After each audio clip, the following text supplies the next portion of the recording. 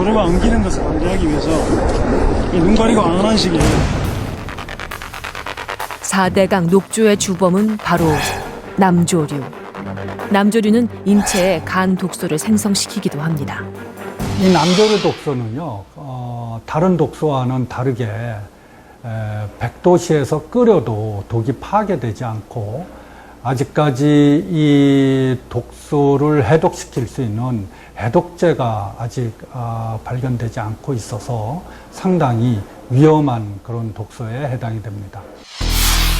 지난 1996년 2월 브라질 한 병원의 환자들이 갑자기 구토와 근무력증을 호소하기 시작했습니다.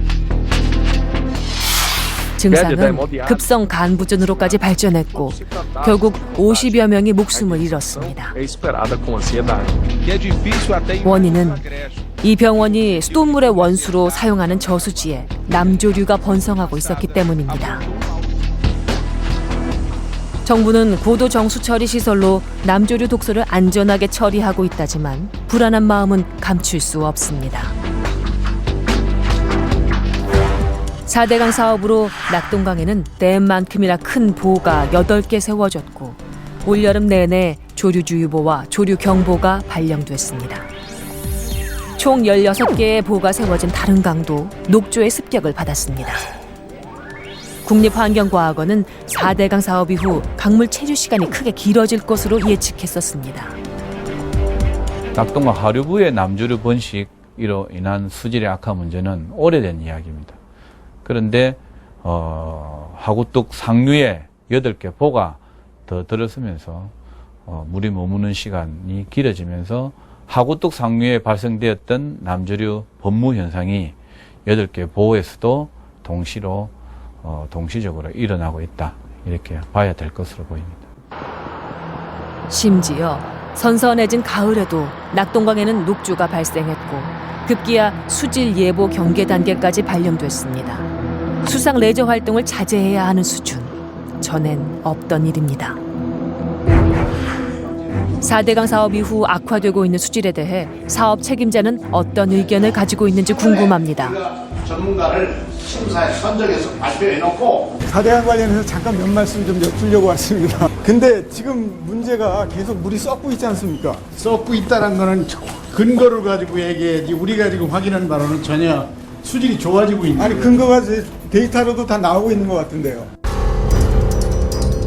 낙동강의 BOD, COD 수치를 조사한 국토부 산하기관의 문서에서도 낙동강의 수질이 강 상류에서부터 점차 나빠지고 있다는 걸 알 수 있습니다.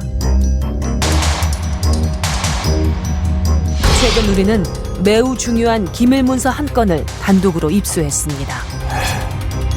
금강의 4대강 사업 구간에 대한 수질을 조사한 결과 1년 중 5달 동안 암모니아성 질소가 기준치를 넘어섰고 발암물질 및 청색증 발생 우려가 있어 상수 원수로는 사용이 곤란하다는 겁니다.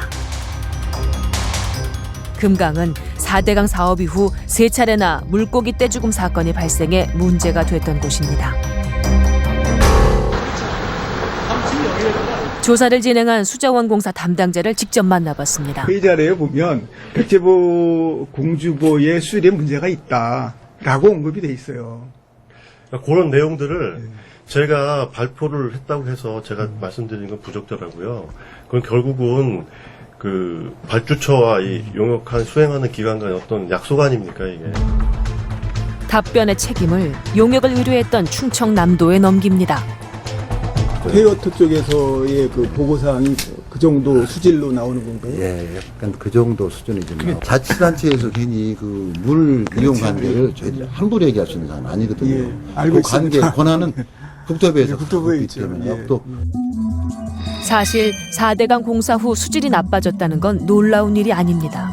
국립환경과학원은 사업 전 이미 수질 예측 모델을 통해 조류 농도가 최대 2.3배까지 증가한다고 예측했습니다. 많은 전문가들은 말은 안 해도 4대강 사업이 충분히 그 수질의 문제를 일으킬 것으로 수질 전문가들은 다 알고는 있었습니다. 문제는 있는 건 알고 있었지만은 이렇게 공개적으로 밖으로 이야기는 못하는 그런 상황이 MB 정권 동안 연출이 되어 왔던 거죠. 지금 정부가